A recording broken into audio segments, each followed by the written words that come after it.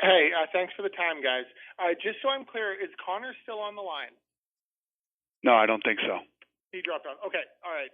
Hey, Dana, thanks for taking a couple minutes. Pleasure. So when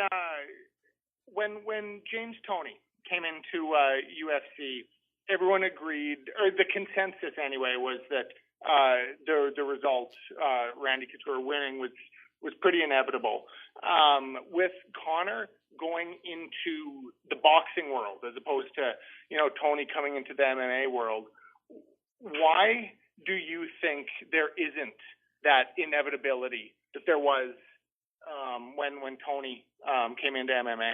Well, I think a lot of people believe there is, but the difference is obviously, he came into a sport where there were so many different weapons and so many different ways to beat him. Whereas, Connor can punch, Connor hits hard, Connor knocks people out. Completely different. Listen, people think that Connor is going to be completely outclassed. Some people are saying that he'll never hit Floyd once. I'll tell you this. I just watched him work out last night. He looks phenomenal. He's in great shape. He hits hard, and now we're fighting in 8-ounce gloves, and this is going to be a fight, and anything can happen in a fight. Even I can't remember who the boxer was that fought in MMA. He hit Tim Sylvia, former heavyweight champion, and knocked him out. So anything is possible in a fight.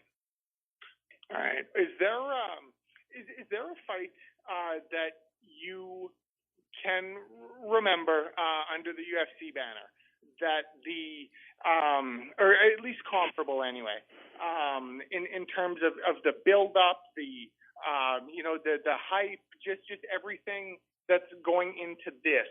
Is there a fight that you can think of that is a reasonable comparison? Yeah, I mean, there's tons of big fights that I've been involved with, but obviously nothing as big as this. This is the biggest event ever in combat sports history. It is the most distributed event in pay-per-view history. You can get this fight anywhere. This thing is on in like over 200 countries on pay-per-view, and boxing usually doesn't do a lot of digital. You can buy this thing through UFC.tv, and it's through the Showtime app, Amazon, Sony, Apple, etc. You can buy this thing. If you're in Manhattan or you're on a desert island somewhere, if you have Wi-Fi, you can buy this fight. So what? Again, off the top of your head, what do you classify as your your biggies as far as the promotion and the build-up? Well, it depends. I mean, it depends on what time you're talking about it.